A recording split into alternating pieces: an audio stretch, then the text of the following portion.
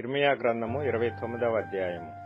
రాజైన యెకొన్యా తల్లియగు రాణియు రాజపరివారమును యూదాలోను యెరూషలేములోనున్న అధిపతులను శిల్పకారులను కంసాలులను యెరూషలేమును విడిచి వెళ్లిన తరువాత ప్రవక్త అయిన ఇర్మీయా పత్రికలో లిఖించి యూదారాజైన సిద్కియా బబులోనులోనున్న బబులోను రాజైన నెబుకద్రెజరునొద్దకు పంపిన షాఫాను కుమారుడైన ఎల్యాశా చేతను హిల్కీయా కుమారుడైన గెమర్యా చేతను యెరూషలేములో నుండి చెరపట్టబడిపోయిన వారి పెద్దలలో శేషించిన వారికిని యాజకులకును ప్రవక్తలకును యెరూషలేము నుండి బబులోనునకు అతడు చెరగొనిపోయిన జనులకందరికిని పంపించిన మాటలు ఇవే.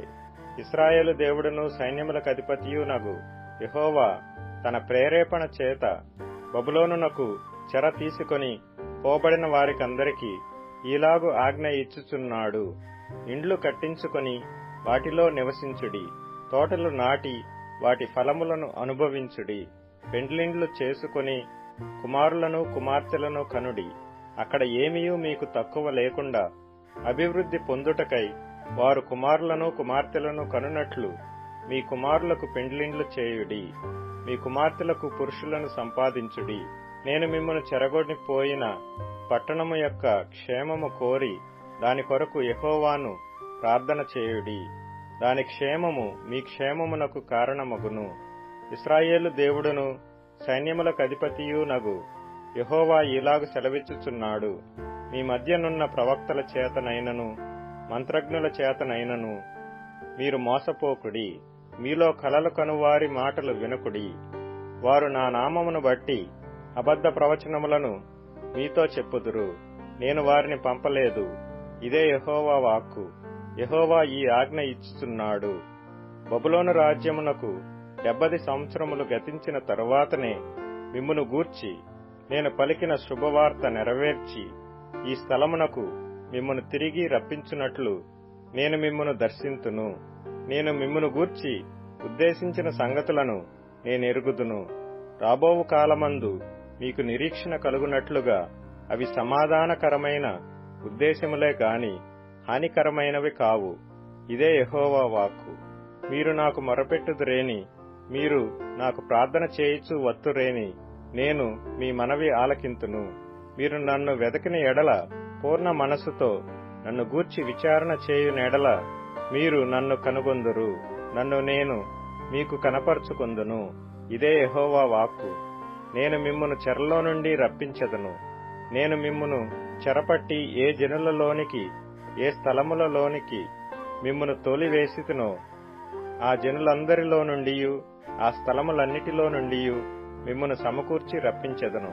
ఇదే యెహోవా వాక్కు. ఎచ్చట నుండి మిమ్మును చెరకు పంపితునో అచ్చటకే మిమ్మును మరలా రప్పింతును. బబులోనులో మీకు యెహోవా ప్రవక్తలను నియమించి ఉన్నాడని మీరు చెప్పుకొంటిరే. సరే, దావీదు సింహాసనమందు కూర్చుని ఉన్న రాజును గూర్చియు మీతో కూడా చెరలోనికి పోక ఈ పట్టణములో నివసించు ప్రజలను గూర్చియు మీ సహోదరులను గూర్చియు యెహోవా ఈ మాట సెలవిచ్చుచున్నాడు. సైన్యములకు అధిపతియగు యెహోవా ఇలాగు సెలవిచ్చుచున్నాడు. నేను వారి మీదికి ఖడ్గమును క్షేమమును తెగులును పంపుచున్నాను. కుళ్ళి కేవలము చెడిపోయి తినశక్యము కాని ఆ అంజూరపు పండ్లను ఒకడు పారవేయునట్లు నేను వారిని అప్పగించుచున్నాను. యెహోవా వాక్కు ఇదే. వారు విననొల్లని వారై నేను పెందలకడ లేచి ప్రవక్తలైన నా సేవకుల చేత వారి యొద్దకు పంపిన నా మాటలను ఆలకింపకపోయిరి. గనుక నేను ఖడ్గము చేతను క్షేమము చేతను తెగులు చేతను వారిని హింసించుచు భూరాజ్యములన్నిటిలో వారిని ఇటూ అటూ చెదరగొట్టుదును.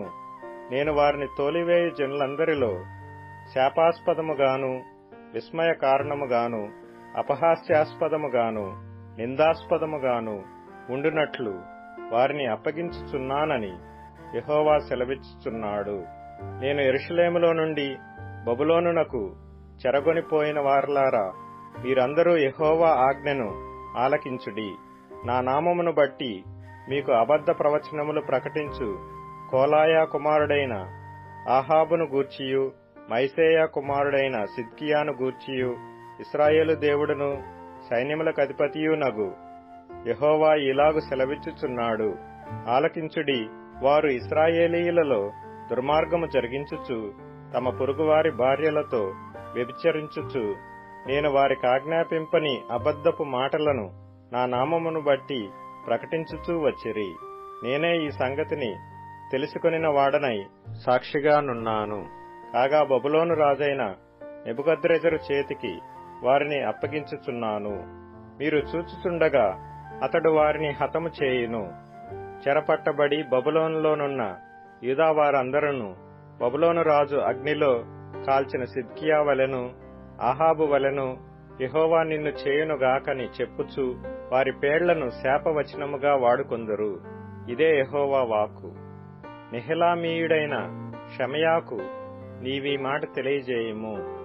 ఇశ్రాయేలు దేవుడును సైన్యములకు అధిపతియునగు యెహోవా ఇలాగ సెలవిచ్చుచున్నాడు, వెర్రివారై తమ్మును తాము ప్రవక్తలనుగా ఏర్పరచుకుని వారిని నీవు సంకెళ్ల చేత బంధించి బొండలో వేయించినట్లుగా యాజకుడైన యెహోయాదాకు ప్రతిగా యెహోవా మందిర విషయములలో పై విచారణకర్తయగు యాజకునిగా యెహోవా నిన్ను నియమించినని యెరూషలేములోనున్న ప్రజలకందరికిని యాజకుడగు మయసేయా కుమారుడగు జెఫన్యాకును యాజకులకందరికిని నీవు నీ పేరటనే పత్రికలను పంపితివే. అనాతోతీయుడైన ఇర్మియాను నీవేళ గర్దింపకపోతివి. అతడు తన్ను తాను మీకు ప్రవక్తనుగా చేసుకొనెను గదా.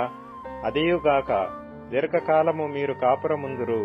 నివసించుటకై ఇండ్లు కట్టించుకొనుడి, ఫలములు తినుటకై తోటలు నాటుడి అని బబులోనులోనున్న మాకు అతడు వర్తమానము పంపియున్నాడు. అప్పుడు యాజకుడైన జెఫన్యా ప్రవక్త అయిన ఇర్మియా వినుచుండగా ఆ పత్రికను చదివి వినిపించెను. అంతటా యెహోవా వాక్కు ఇర్మియాకు ప్రత్యక్షమై ఈలాగు సెలవిచ్చెను, చెరలోనున్న వారికందరికీ నీవు పంపవలసిన వర్తమానమేమనగా, యెహోవా నెహెలామీయుడైన షమయాను గూర్చి ఈలాగు సెలవిచ్చుచున్నాడు, నేను అతని పంపకపోయినను షమయా మీకు ప్రవచింపుచు అబద్ధపు మాటలను నమ్మునట్లు చేసిన గనుక యెహోవా ఈలాగు సెలవిచ్చుచున్నాడు, నెహెలామీయుడైన షమయా యెహోవా మీద తిరుగుబాటు చేయుదమని చాటించిన గనుక అతనిని అతని సంతానమును నేను శిక్షించుచున్నాను. ఈ జనులలో కాపురముండు వాడొకడును అతనికి మిగిలియుండడు. నా ప్రజలకు నేను చేయు మేలును అతడు చూడడు. ఇదే యెహోవా వాక్కు.